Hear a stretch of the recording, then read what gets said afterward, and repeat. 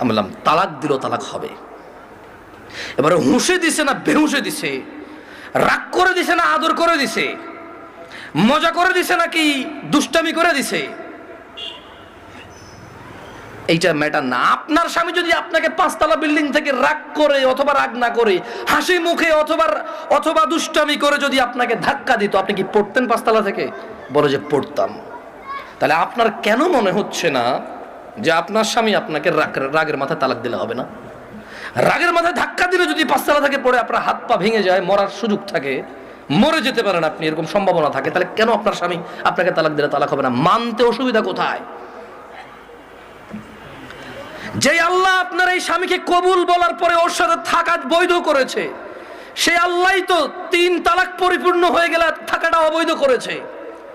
যিনি আপনাকে এর সঙ্গ দেওয়ার জন্য বৈধ করেছে, আপনি মেনেছেন সেটা, উনি যখন